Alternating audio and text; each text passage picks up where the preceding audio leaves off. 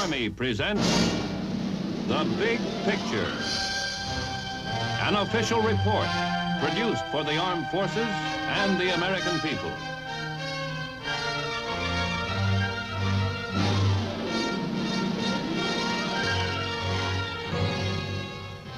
It is rare in history when a man who has distinguished his name in war goes on to greatness in peace. But for George Catlett Marshall, it was a short step from a brilliant military career to his role as statesman, diplomat, peacemaker, winner of the Nobel Prize for Peace. Throughout his long career, General Marshall served the most enduring ideals of a free people.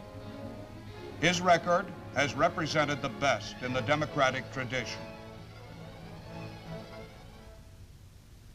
Walter Cronkite, distinguished correspondent, is our guest narrator as the U.S. Army proudly turns back a page of its own history to salute citizen soldier George Marshall.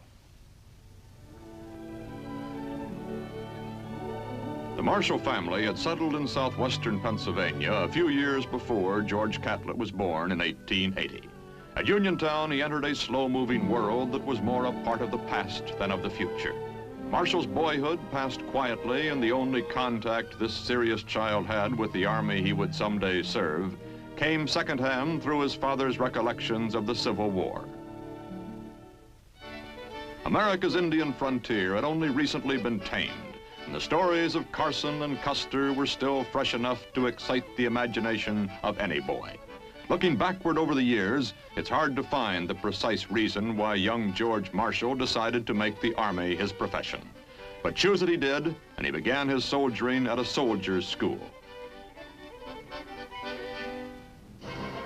The Virginia Military Institute had trained many distinguished Army men before George Marshall arrived in September 1897. It once boasted Stonewall Jackson as a member of its faculty. VMI provided the kind of environment calculated to encourage a young man with Army ambitions, and Marshall in his 4 years at the school rose to cadet first captain.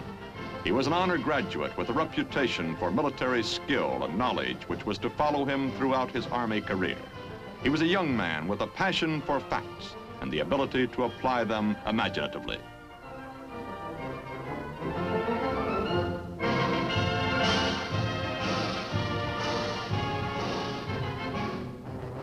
Commissioned an infantry second lieutenant in 1901, Marshall shortly found himself on troop duty in the Philippines. Assignments in Oklahoma Territory, Texas, Massachusetts, and the Fort Leavenworth Staff College filled the early years. He studied and soldiered, and by the time the United States began to mobilize for war in 1916, George Marshall had become a captain in the regular Army. He landed in France with the 1st American troops, and as a member of the 1st Division staff, he helped plan the Battle of Cantigny.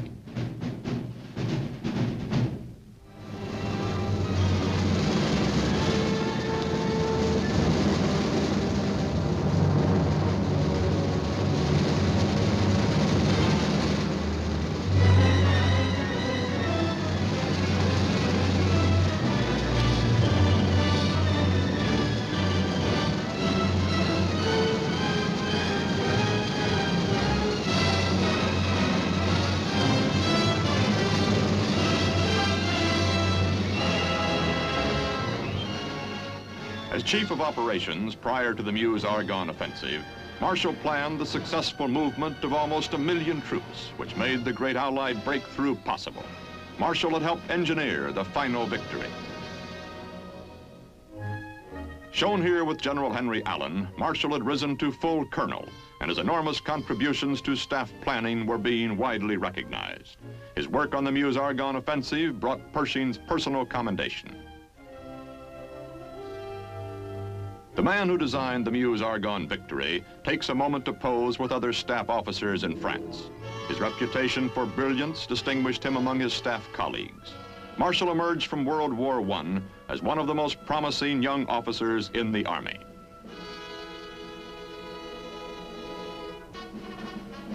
Assigned as aide to General Pershing, Marshall's work kept him in close contact with the AEF commander during the last days in Europe.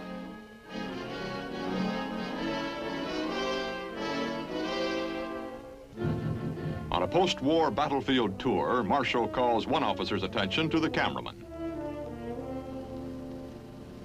Signal Corps photographers covering Pershing's activities little realized that the lean young colonel at his side would someday be as newsworthy a figure as the illustrious Blackjack Pershing. In the late summer of 1919, General Pershing bid farewell to France and boarded the Leviathan for America. With him went Colonel George Marshall. Proud of the reputation he had acquired as a military planning brain, disappointed in the fact that he had been considered too valuable to spare for the combat command he coveted. Pershing recommended Marshall's promotion to brigadier, but the war's end prevented it. The two things most important to a professional soldier's career, command and promotion, had been denied Marshall, either through unfortunate timing or because the talents he possessed were considered too precious to squander on the battlefield.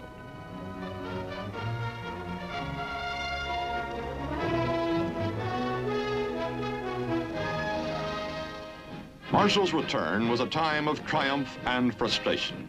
He had learned the business of war in a tough school, and he knew it as few others did. But there was small pleasure in the knowledge.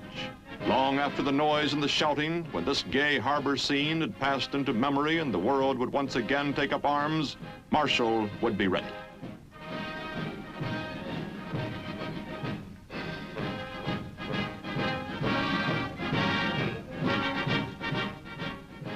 But as the Leviathan docked in New York, he was still an obscure staff officer with a cinder in his eye.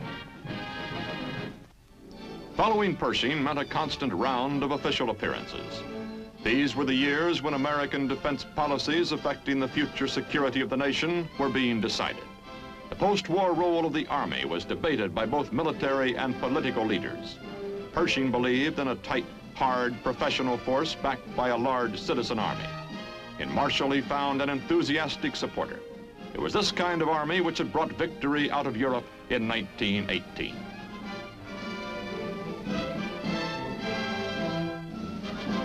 As a member of Pershing's Washington staff, Marshall devoted much effort during the next 4 years toward a realization of the citizen army goal.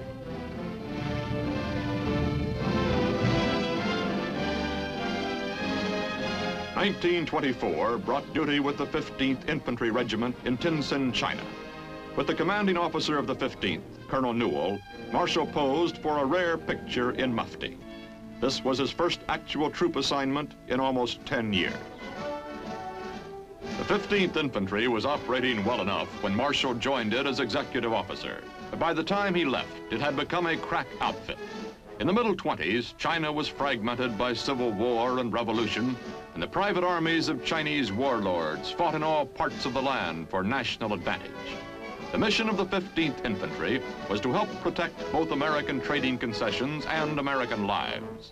It was a tense but quiet assignment for Marshall, and before he finished his tour, the 15th had acquired a reputation for smart appearance and snappy precision. It could outperform and outshine every other garrison regiment in Tientsin.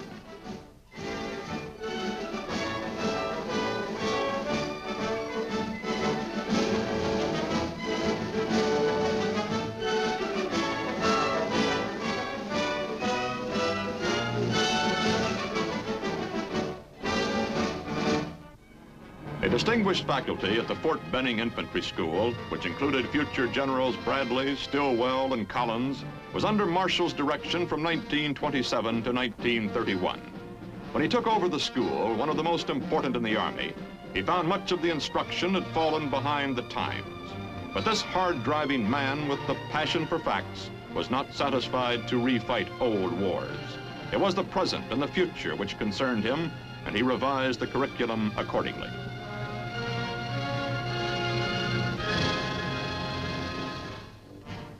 During the 30s, the world caught fire, ignited by a handful of global arsonists who enjoyed their work. Germany threatened to even the score for her defeat in 1918. On the other side of the world, the Japanese were introducing their neighbors to their own brand of arson. China felt the brutal aggression directed by the Japanese warlords. The Japanese onslaught of China carried out the ambitions and aspirations of a nation bent on territorial conquest.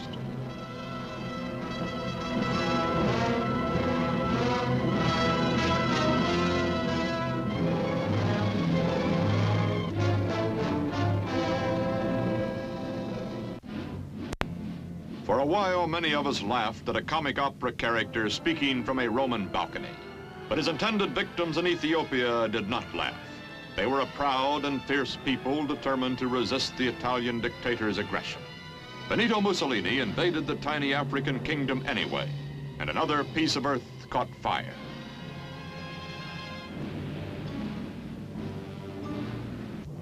An appeal was made, but no one came forward to answer it. Mussolini demonstrated for his friends how easy it was. The day Germany invaded Poland, George Marshall, then a brigadier general, made the extraordinary jump from 1 to 4 stars to become the Army Chief of Staff. With Secretary of War Stimson, the task of mobilization lay ahead. The resources of a mighty nation had to be tapped to produce the props for the great drama about to unfold. Marshall had waited in the wings for 20 years for the role he was about to play. The country's manpower resources, the great citizen army in which Marshall believed so deeply, had to be activated, trained, and equipped to fight if necessary. And with each passing month in 1940 and 41, it appeared increasingly probable that the United States would be drawn into the war.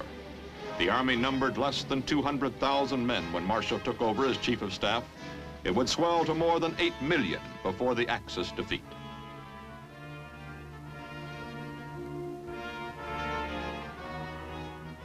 The accumulated experience from the early days in the Philippines, Cantigny, and the Meuse Argonne, from the staff work with Pershing and the seasoning in China, from Fort Benning to the National Guard and the CCC during the Depression.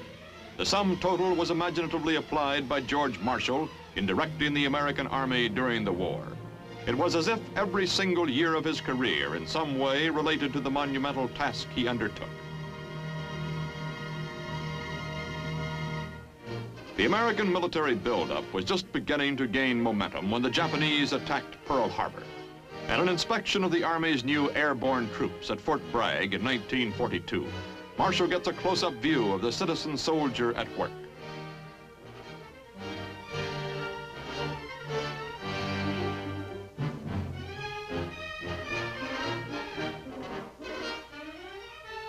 Field soldiers never knew when the Chief of Staff might make an appearance such as this one at the Jungle Warfare Training Center in Hawaii. Marshall might do his thinking and planning in Washington, but it was from the field that he drew his facts. A gifted observer, the smallest detail did not escape him. Army subordinates were either proud or dismayed by Marshall's critical appraisal, depending upon the performance.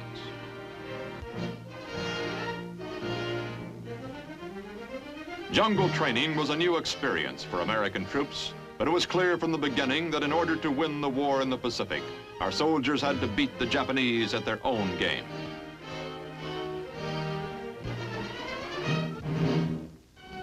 In the forbidding gray of a November dawn in 1942, American naval vessels ghosted in toward the beaches of North Africa, delivering the first major Allied counterattack since the outbreak of the war.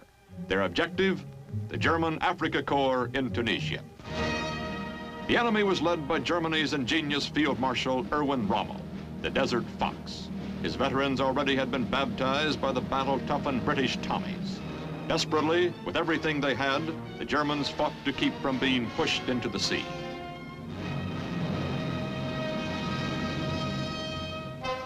When the Allied military advisors convened at Casablanca in January 1943, the North African campaign had become tough and bitter, but the achievement of a unified Allied command was part of the ultimate victory.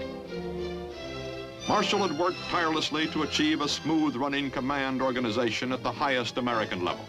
He held the President's trust and regard and was consulted on every critical decision affecting the conduct of the war.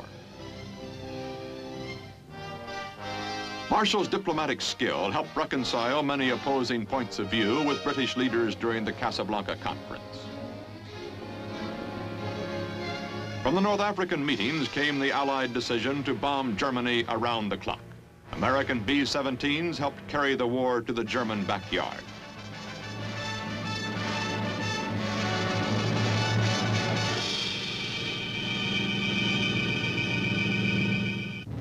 The decision to invade Sicily also was reached, and in July of 1943, Americans and British jumped off from Africa on the preliminary leg to the first assault on Fortress Europe, the Italian mainland. A strong partisan for the Women's Army Corps, as important to our mobilization, the Chief of Staff made it a point to be in Washington the day Colonel Ovita Cope-Hobby was sworn in as its new commander.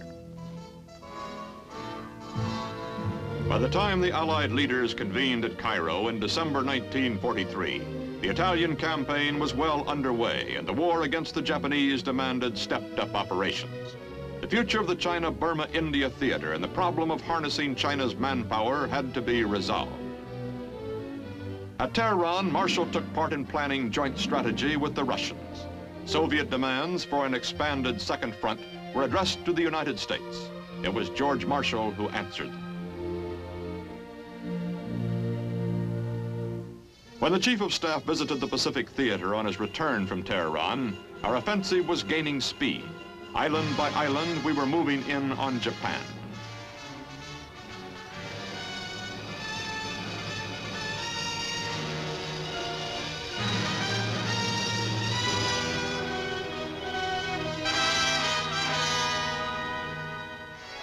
At Goodenough Island in 1944, Marshall listened to a first-hand report on the successful operations in the Gilbert Islands and the planned invasion of the Marshalls.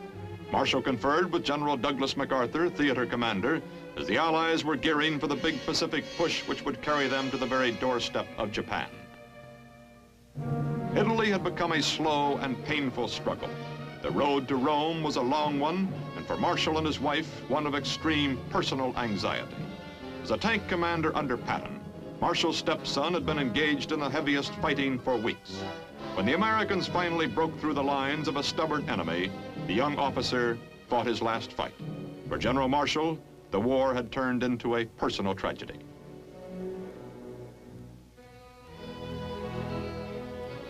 When the spring of 1944 brought the long-planned invasion of France, Marshall accompanied General Eisenhower and other high-ranking officers ashore for an inspection of the American positions on the Normandy beachhead.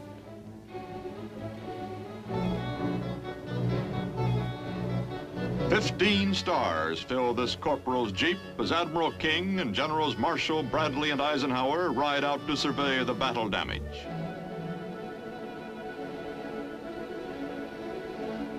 On this trip, Marshall takes a few moments to visit an old friend, the colorful ex-cavalryman Patton, whose fast-moving armored columns had many times torn great holes in the German defenses. Marshall considered Patton one of the ablest field commanders in the Army, and the Chief of Staff had personally ordered the Mercurial General to his original combat assignment in North Africa. The subsequent performance of the troops under Patton's command confirmed General Marshall's wise choice. Allied planners met again in 1944, this time at Quebec. A decision was reached to move the invasion of the Philippines 3 months ahead of schedule. Marshall returned from Quebec to fly immediately to Paris with Secretary of State James Burns for another meeting with General Eisenhower. The Chief of Staff was involved with the vast and complicated problem of our global supply lines, and he chose to inspect the divisions poised for the final thrust into Germany.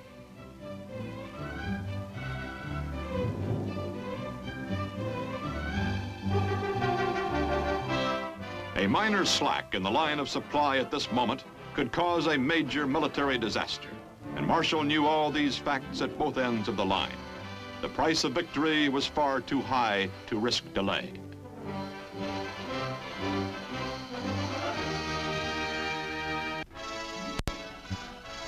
The trip to Europe provided Marshall with another opportunity, a chance to talk with the troops. He spoke informally to American soldiers who had faced the toughest test in history and triumphed.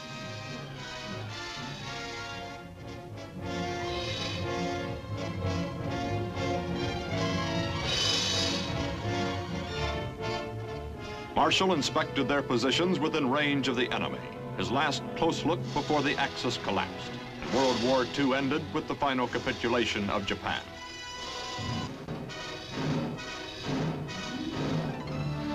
When President Truman presented Marshall with the Distinguished Service Medal in 1945, He said that although millions gave America extraordinary service, Marshall gave it victory. 1945 also saw Marshall dispatched to China as the president's special representative to negotiate a truce between Chiang Kai-shek and the communists. General Eisenhower, then chief of staff, visited his former boss during the negotiations. This was the first time Marshall officially functioned as a diplomat, but the role was not unfamiliar. Although the Army had been his profession, his country's interest had always been his career. Marshall received the oath of office as Secretary of State from Chief Justice Vinson early in 1947. The President enthusiastically endorsed the former Chief of Staff at a critical time in history. It was fairly said that Mr. Truman selected him not because of his experience, but because he was Marshall. There's nothing that I can say at this time regarding matters that pertain to my position in the State Department. But I assume the duties with a feeling of great responsibility and a very earnest desire to carry out the foreign policy of this government in the manner that has been so splendidly exemplified by my predecessor, Mr. Burns, my old friend. The new secretary brought imagination and a dignified intensity to his job, which was equal to the world challenge. In March 1947, Marshall headed a delegation to Moscow, whose mission was the peace agreement on Germany and Austria. The opportunity to observe the Russian bear in his native environment was valuable in view of increasing Soviet hostility. Russia already loomed as the largest question mark in America's future. The desperate economic plight of Europe drew Marshall's whole attention upon his return, and his recommendations were presented to the Congress. Europe is still emerging from the devastation and dislocation of the most destructive war in history. Within its own resources, Europe cannot achieve, within a reasonable time, economic stability. The solution would be much easier, of course, if all the nations of Europe were cooperating, but they are not. Far from cooperating, the Soviet Union and the Communist parties have proclaimed their determined opposition to a plan for European economic recovery. Economic distress is to be employed to further political ends. There are many who accept the picture that I have just drawn, but who raise a further question. Why must the United States carry so great a load in helping Europe? The answer is simple. The United States is the only country in the world today which has the economic power and productivity to furnish the needed assistance. The 6 1/8 billion proposed for the first 15 months is less than a single month's charge of the war. To be quite clear, this unprecedented endeavor of the new world to help the old is neither sure nor easy. It is a calculated risk. It is a difficult program, and you know far better than I do the political difficulties involved in this program. But there's no doubt whatever in my mind that if we decide to do this thing, we can do it successfully. The great rubble heaps left by the war were soon diminished by an American investment in international friendship and goodwill, which also proved to be an effective economic weapon against spreading communism, the Marshall Plan. Offered on a self-help basis, Marshall Plan aid enabled many war-ravaged countries to regain their first foothold on a stable peacetime economy. Trade and production were stimulated, and communist plans which were dependent upon poverty and despair for their success were thwarted in many parts of the world. George Marshall resigned as Secretary of State in January 1949, intending to relax for the first time in almost 50 years. But the National Red Cross called upon him for one further task in the public interest when it asked him to serve as its head. Meeting with Polio Foundation Chief Basil O'Connor at the White House, Marshall outlined his plans for this vast mercy organization. Less than 1 year later, the president persuaded him to return to the government as Secretary of Defense. He flew to Korea, where he met with General Ridgway and other UN leaders. The man with the passion for facts was gathering them firsthand. This was a different American army than Marshall had known, and a different kind of war.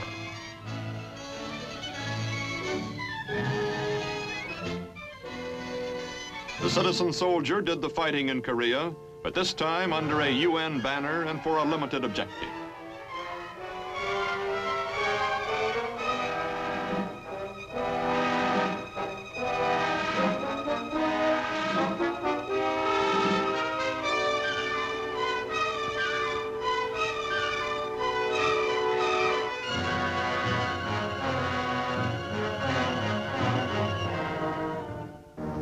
In Washington, Marshall assumed the critical responsibility for all of the men and material necessary for victory in Korea.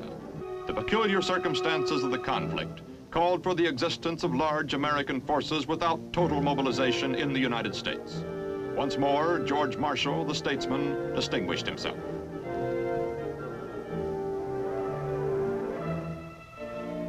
Relaxation was rare for the busy cabinet member, but to the delight of a pretty queen, he did manage to officiate at the Shenandoah Apple Blossom Festival in 1951. On the 50th anniversary of his graduation, VMI paid tribute to General Marshall with a day named in his honor.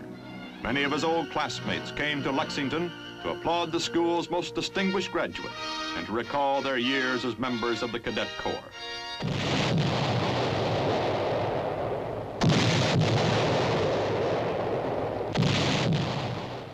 After a howitzer salute to this soldier statesman, the entire body of cadets stood at attention while Marshall was awarded Virginia's Distinguished Service Medal by Governor John Battle. Then, the man whose life represents the highest ideals of the Cadet Corps inspected the ranks of men who may be tomorrow's leaders. George Catlett Marshall resigned from the Defense Department and settled in Leesburg, Virginia in 1951.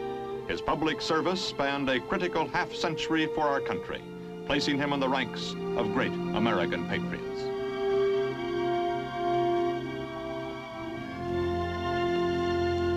Free at last to pursue a private life at Dodana Manor, the man with a passion for facts will long be an example to those who follow in the Army, in the government of his country, and in a peaceful world he works so hard to make.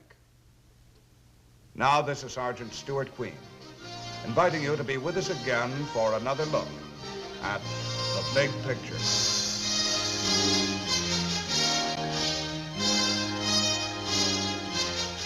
The Big Picture is an official report for the armed forces and the American people. Produced by the Army Pictorial Center. Presented by the Department of the Army in cooperation with this station.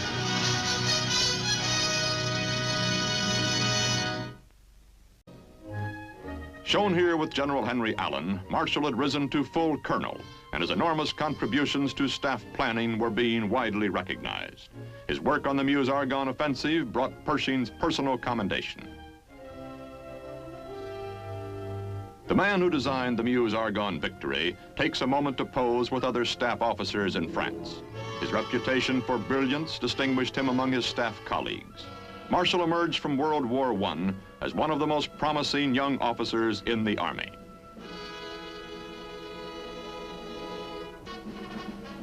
Assigned as aide to General Pershing, Marshall's work kept him in close contact with the AEF commander during the last days in Europe.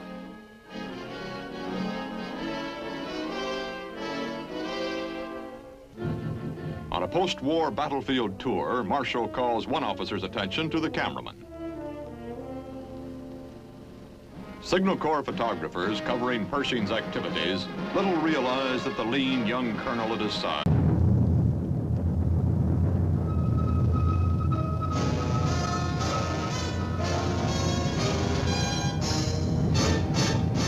The United States Army presents The Big Picture, an official report produced for the armed forces and the American people.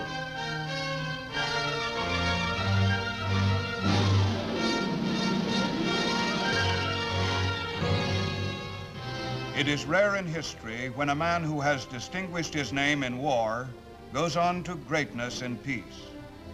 But for George Catlett Marshall, it was a short step from a brilliant military career to his role as statesman, diplomat, peacemaker, winner of the Nobel Prize for Peace.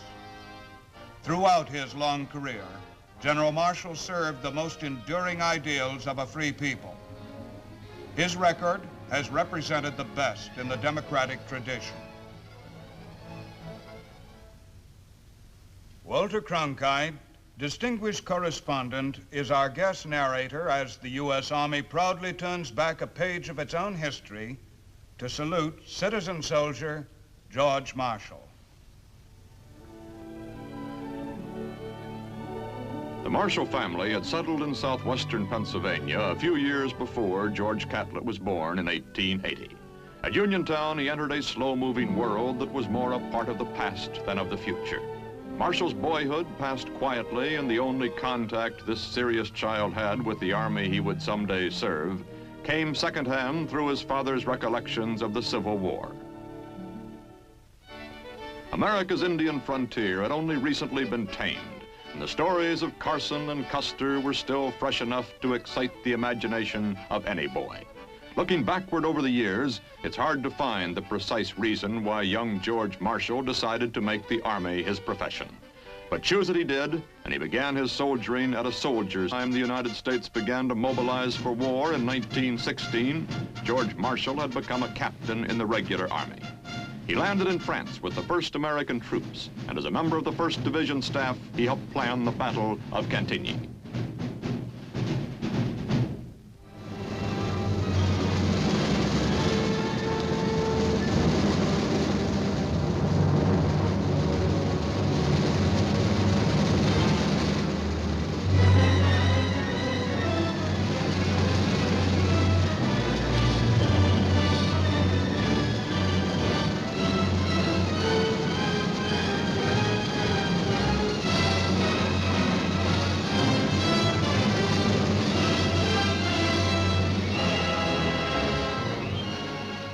As Chief of Operations prior to the Meuse-Argonne offensive, Marshall planned the successful movement of almost 1 million troops, which made the great Allied breakthrough possible. Marshall had helped engineer the final victory. School. The Virginia Military Institute had trained many distinguished Army men before George Marshall arrived in September 1897. It once boasted Stonewall Jackson as a member of its faculty. The MI provided the kind of environment calculated to encourage a young man with Army ambitions, and Marshall, in his 4 years at the school, rose to cadet first captain. He was an honor graduate with a reputation for military skill and knowledge which was to follow him throughout his Army career. He was a young man with a passion for facts and the ability to apply them imaginatively.